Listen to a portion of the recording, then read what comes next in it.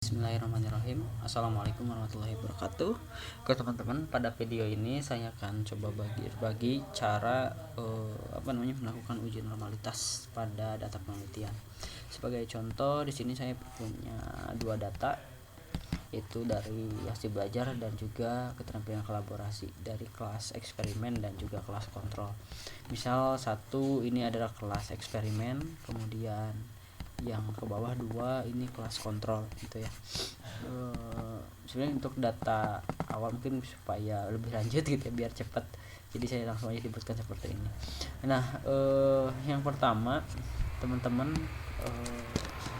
pindahkan dulu atau blok dulu ini sampai ke bawah semua datanya. Dan ini saya total datanya ada 25 kelas kontrol, 25 kelas eksperimen, jadi jumlahnya sama gitu ya. Kalaupun jumlah berbeda juga tidak jadi masalah sebenarnya.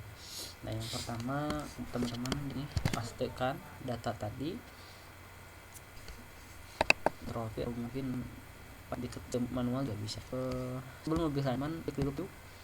Di sini ingat tadi data yang pertama itu kelas, data yang kedua tadi kita lihat kalau salah hasil belajar, 3 kolaborasi misalnya. Hasil belajar,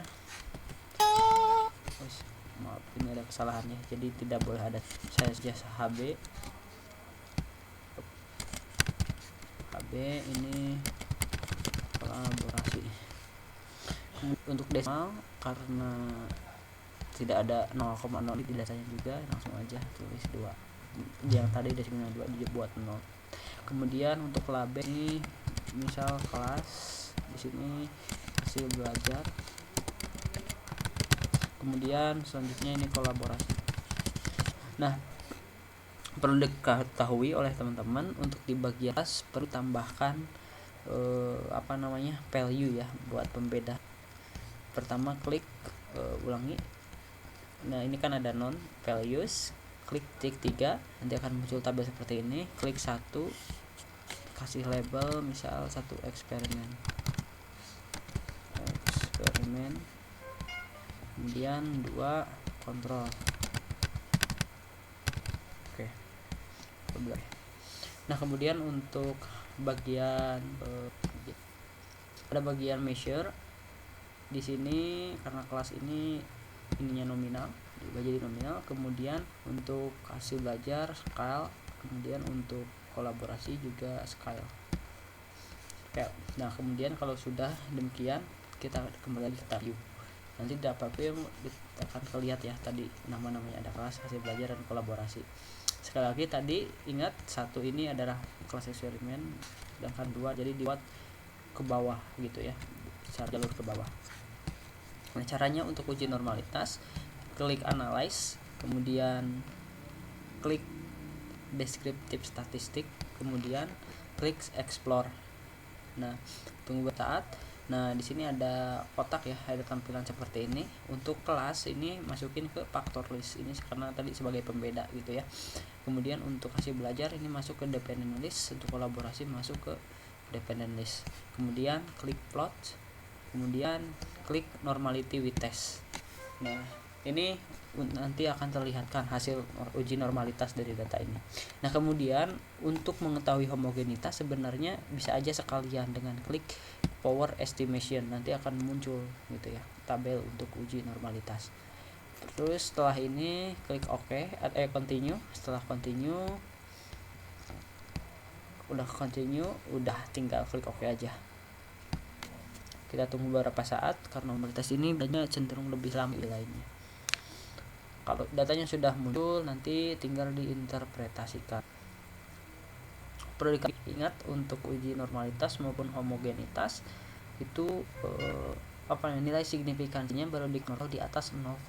Nah, kalau di bawah 0,05 maka dikatakan tidak normal ataupun tidak homogen. Kalau tepat misal 0,05 itu ada keterangan menyatakan bahwa itu juga dapat dikatakan normal gitu. Seperti udah pasti tidak normal, seperti itu ya. Oke, kayak masih lama ini nunggu connect. Nah, ini Ini rangkanya, ini deskripsi statistiknya, ada median, hasil minnya berapa rata-ratanya gitu. Itu kita skip saja. Untuk mengetahui normalitas, teman-teman tinggal klik test of normality. Ini udah test of normality. Jika teman-teman pengen uji menggunakan kolmogramf Smirnov, lihat yang tabel di sini, nilai signifikansi yang ada di sini.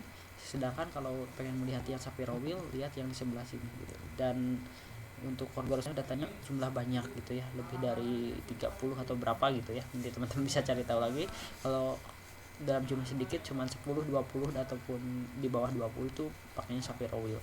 Nah, kalau pakai kolmogramf Smirnov dapat dilihat dari 3 data ini, dari 4 data ini ternyata kelas hasil belajar kelas eksperimen ini hasil signifikansi cuma 0,01, artinya tidak normal. Sedangkan untuk data lainnya itu di atas 0,05. Dapat dikatakan bahwa data yang normal itu hanya pada hasil belajar kelas eksperimen kelas kontrol, kemudian kolaborasi kelas eksperimen, kolaborasi kelas kontrol gitu. Nah, kemudian untuk yang tes homogenitas gitu ya, atau homogenitas variance, klik tes homogeneity. Ini tampilannya, ini juga sama, dilihatnya nilai signifikansi yang di based on mean gitu ya. Nah, yang di sini bukan yang bawahnya, yang atasnya saja di sini.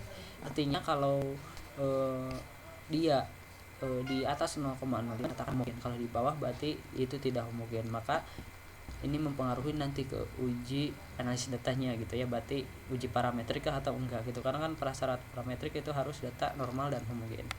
Nah, kemudian ini uji kolaborasi itu, ternyata kolaborasi ini datanya homogen gitu. Nah, seperti itu, kurang lebih seperti itu dalam menentukan tes uji normalitas caranya gitu ya. Nanti di integrasikan lihat yang nilai signifikansinya. Itu saja yang dapat saya sampaikan. Mudah-mudahan video ini bermanfaat dan membantu. Terima kasih. Wassalamualaikum warahmatullahi wabarakatuh.